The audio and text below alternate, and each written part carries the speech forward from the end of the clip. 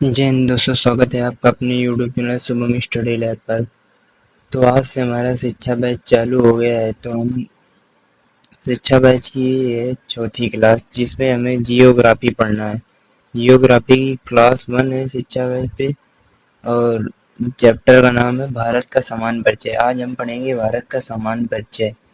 तो जियोग्राफी की क्लास को हम स्टार्ट करते हैं।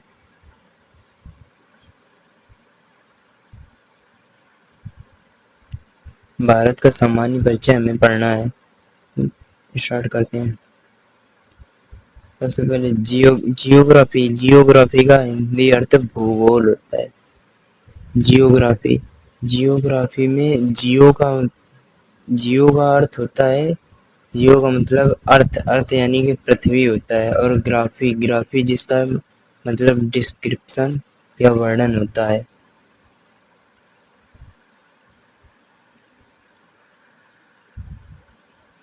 ये जैसा लिखा हुआ है, अर्थ और डिस्क्रिप्शन वर्णन होता है।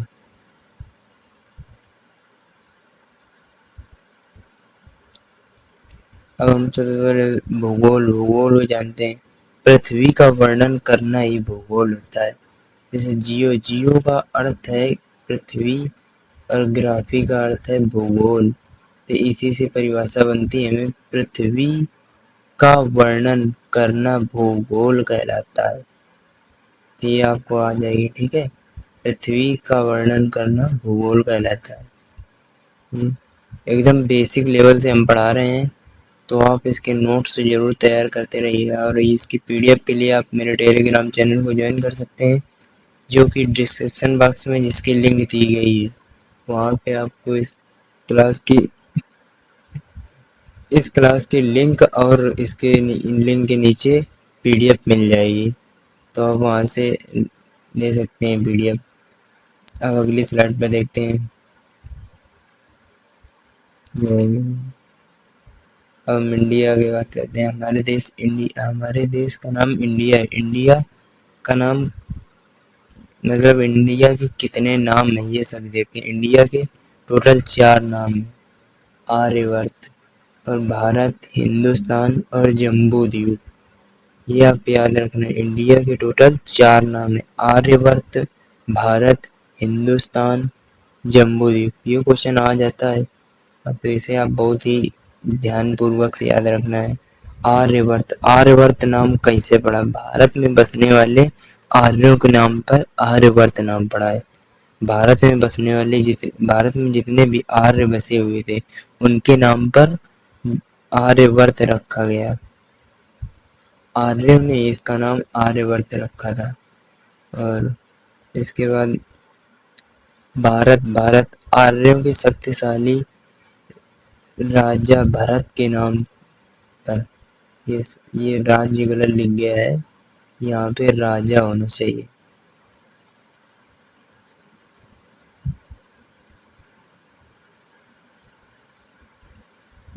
आर्यों के शक्तिशाली राजा भरत के नाम पर भारत रखा गया। तो यदि आपसे कोई पूछ ले कि हमारे इंडिया का नाम भारत कैसे रखा गया है, तो आर्यों के शक्तिशाली राजा भरत के नाम पर रखा गया था, ये आप बता देना। ओके। और आर्यवर्त भारत में बसने वाले सभी आर्यों के नाम पर आर्यवर्त रखा गया। और इसका तीसरा नाम हिंदुस्तान है। जरूरी नहीं कि इसी सीक्वेंस में आप याद रखें, किसी भी सीक्वेंस में आप याद रख सकते हैं, बस आपको याद होना चाहिए। हिंदुस्तान हिंदुस्तान ईरानियों या पारसियों द्वारा दिया गया था। हिंदुस्तान नाम ईरानियों या पारसियों द्वारा दिया गया था। तो आपसे कोई पूछे हिंदुस्तान नाम किसने दिया था, ईरानियों या पारसियों? ईरानियों को ही पारसी भी कहते थे, तो ईरानियों या पारसियों द्वारा दिया गया। और जम्बू द्वीप जम्बू द्वीप पुराणों के द्वारा, हमारे पुराणों में इसका नाम जम्बू द्वीप मिला है, तो उसी के नाम से जम्बू द्वीप रखा गया। इस पे हलंत होगा इसे, जम्बू द्वीप। और भारत को जम्बू द्वीप किस काल में कहा गया, ये इम्पोर्टेंट क्वेश्चन बन जाता है।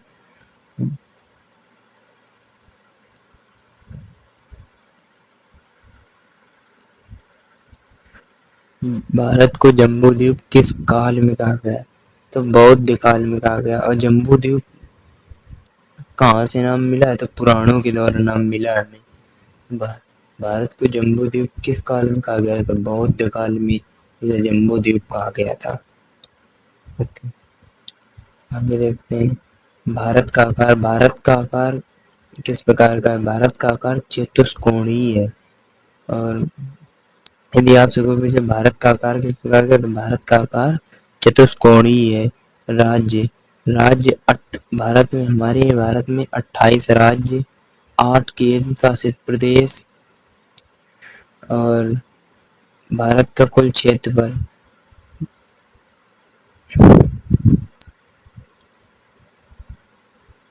हमारे भारत का कुल क्षेत्रफल है 32,87,263 वर्ग किलोमीटर। इसका क्षेत्रफल है 32,87,263 किलोमीटर। आप याद रखने के लिए ऐसे याद कर सकते हैं 32,87,263, 32,87,263। एक बार हमारे साथ याद करिए। भारत का आकार चतुष्कोणीय है, राज्य 28 राज्य, केंद्र शासित प्रदेश 8 केंद्र शासित प्रदेश है। क्षेत्रफल कितना है? 32,87,263। क्षेत्रफल 32,87,263, 32,87,263। भारत विश्व का 7वां सबसे बड़ा देश है। भारत क्रम के अनुसार भारत विश्व का 7वां सबसे बड़ा देश है। सबसे पहला देश कौन सा है? हम बताते हैं। सबसे पहला देश क्रम में क्षेत्रफल की दृष्टि से, मतलब कि वैसे देखा जाए तो क्षेत्रफल की दृष्टि से भारत हमारा विश्व का 7वां सबसे बड़ा देश है। तो सबसे पहला है रूस के बाद फिर कनाडा होगा, कनाडा के बाद यूएसए यानी कि संयुक्त राज्य अमेरिका होगा, उसके बाद चाइना क्षेत्रफल की दृष्टि में चौथा सबसे बड़ा देश है। और चाइना के बाद ब्राजील है, ब्राजील के बाद भारत है, और भारत के बाद फिर अर्जेंटीना हो जाएगा, अर्जेंटीना के बाद कजाकिस्तान के बाद अल्जीरिया। और आज सवेरा तो 7, मतलब कि 7 तक तो आपको आनी चाहिए, हम इसको भी लिखवा देंगे आगे। तो भारत विश्व का 7वां सबसे बड़ा देश है, ये आप याद रखना। ये भी क्वेश्चन आ जाता है कि भारत विश्व का कौन से नंबर का सबसे बड़ा देश है? तो 7वां सबसे बड़ा देश है।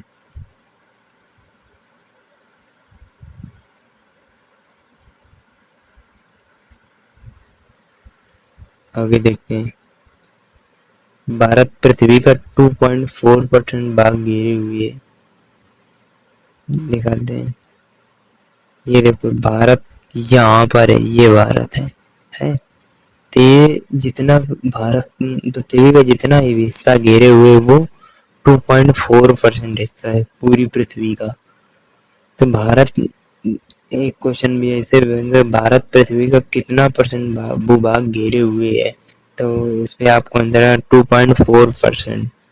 और ये देखो इसमें लिखा है कर्क वृत्त, यानी कि ये कर्क रेखा है, ये मकर रेखा है, ये वाली ये कर्क रेखा है, ये भूमध्य रेखा है। भूमध्य रेखा के कई नाम होते हैं, ये देखो भूमध्य रेखा के कई नाम, ये हमने सारे नाम लिख दिए। भूमध्य रेखा, 0 डिग्री रेखा, विषुवत रेखा, वृहत रेखा, इतने सारे नाम इसके। आगे देखते हैं। भारत किस रेखा के उत्तर में स्थित है? ये क्वेश्चन, भारत किस रेखा के उत्तर में स्थित है? तो भारत भूमध्य रेखा के उत्तर में स्थित है। और यदि आपसे पूछ ले भारत किस गोलार्ध में स्थित है? तो भारत उत्तर पूर्वी गोलार्ध में स्थित है। ये कौन सी रेखा है? आप लोग बताइए। ये भूमध्य रेखा, ये हम भी बना रहे हैं बस ऐसे ही, ठीक है। ये भूमध्य रेखा है और ये हो गई भूमध्य रेखा। भूमध्य रेखा की ये ऊपरी वाला हिस्सा है, ये उत्तरी गोलार्ध है, ये दक्षिणी गोलार्ध है, ठीक है। और ये ये देखो, ये हमारी इंडिया की लोकेशन है। इंडिया का मैप तो हम नहीं बना पाए, पर थोड़ा सिंबल ऐसे बना दिए। तो यहाँ पर ये देखो, ये उत्तर का हो गया,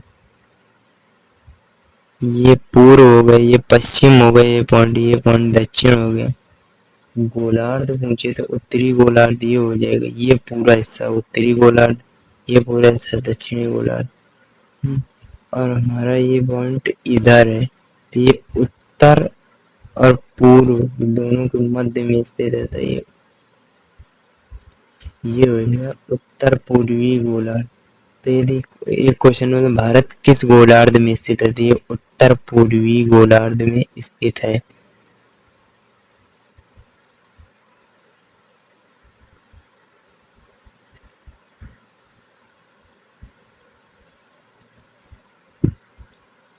और जैसे कि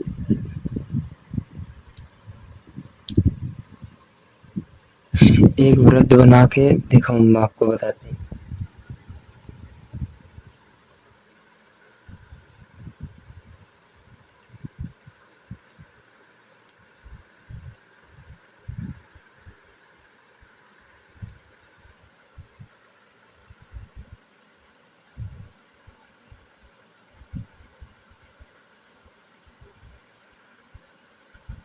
ये मिड पॉइंट है। ओके, ये जो हिस्सा है, ये स्थलीय भाग, स्थलीय गोलार्ध इसे भी कहते हैं। ये उत्तरी गोलार्ध या स्थलीय गोलार्ध कहते हैं, ठीक है। और ये दक्षिणी गोलार्ध, ये दक्षिणी गोलार्ध, ये जलीय गोलार्ध भी कहते हैं, क्योंकि यहाँ पर जल पाया जाता है, ठीक है। और यहाँ पे स्थल भूभाग अधिक पाया जाता है, इसलिए यहाँ पे स्थलीय गोलार्ध कहते हैं और इसे दक्षिणी गोलार्ध कहते हैं।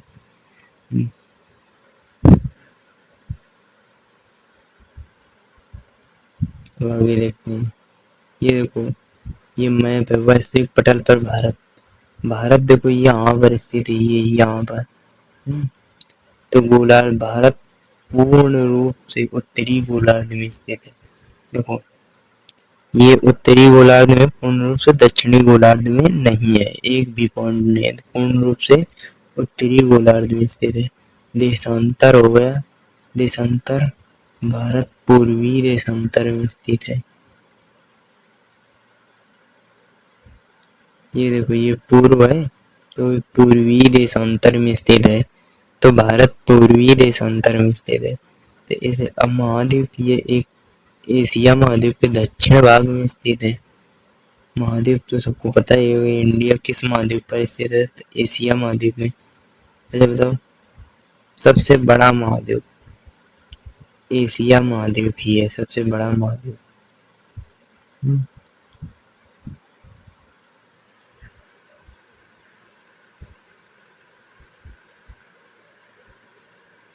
तो ये एशिया महाद्वीप के दक्षिण भाग में स्थित है। तो इन सब के आधार पर भारत की सटीक स्थिति उत्तर पूर्वी गोलार्ध, उत्तरी पूर्वी गोलार्ध या उत्तर पूर्वी गोलार्ध आप बोल सकते हैं। हो गया ना। आगे ये आप मैप देख सकते हैं, ये उत्तरी हिस्सा उत्तरी गोलार्ध, दक्षिणी हिस्सा दक्षिणी गोलार्ध। ये देखो, ये पूरा जल है, इसे जलीय गोलार्ध भी कहते हैं। और ये देखो, ये स्थल भूभाग है, तो इसलिए इसे स्थलीय गोलार्ध भी कहते हैं।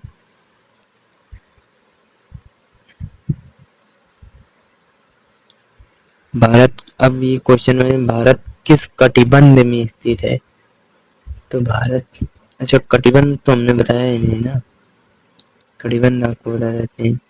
ये उपोष्ण कटिबंध हो जाएगा, नाम नोट कर लेना, ठीक है। उपोष्ण,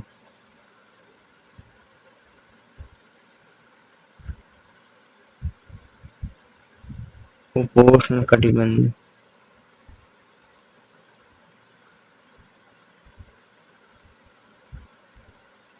ये उष्ण कटिबंध हो जाएगा।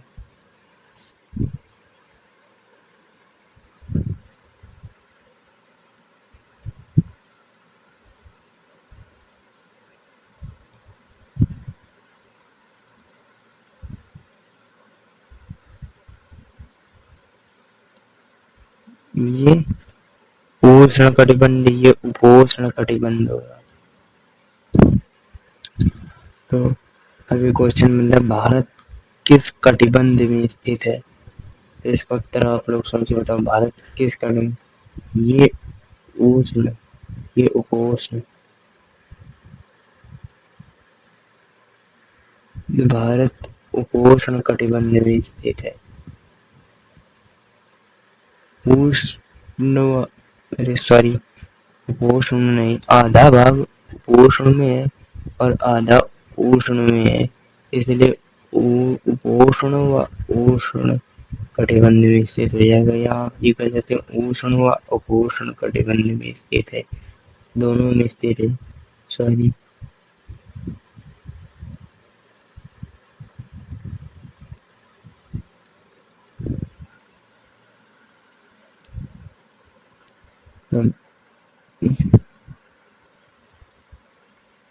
एक बार हम पूरा रिवीजन कर लेते हैं फर्स्ट पार्ट, फिर हम आज की क्लास को यहीं पे समाप्त कर देंगे। फिर कल से थोड़ा बड़ी क्लास आएगी कल से, और क्योंकि आज का पहला दिन था तो इसलिए आज छोटी ही क्लास रखेंगे। कल से कम 30 से 35 मिनट की क्लास होगी। सभी क्लासें हमारी लगभग 30 से 35 मिनट की ही रहेंगी, ठीक है। इससे आप अच्छा खासा कंटेंट पा सकते हैं।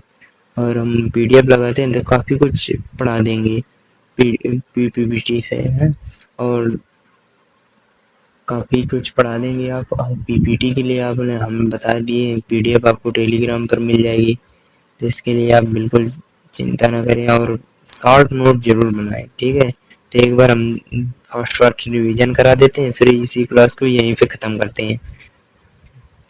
देखो, ये भारत का सामान्य परिचय हमने सबसे पहले बताया जियोग्राफी। जियोग्राफी में जियो का अर्थ जियो का मतलब होता है अर्थ, पृथ्वी, और ग्राफी डिस्क्रिप्शन। तो जियो पृथ्वी और डिस्क्रिप्शन, तो पृथ्वी का वर्णन करना ही भूगोल कहलाता है, यानी कि जियोग्राफी कहलाता है। जियोग्राफी का हिंदी अर्थ भूगोल होता है, ये हमने बताया। इसके बाद इंडिया के चारों नाम, इंडिया के कितने नाम होते हैं? 4 नाम होते हैं, आर्यवर्त, हिंदुस्तान, भारत, जम्बूद्वीप।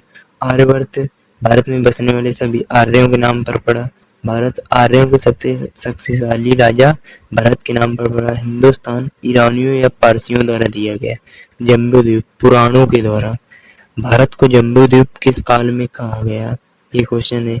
ये तो भारत को जम्बूद्वीप बौद्ध काल में कहा गया, बौद्ध काल में कहा गया। इसके बाद भारत का आकार किस प्रकार का? चतुष्कोणीय है भारत का आकार।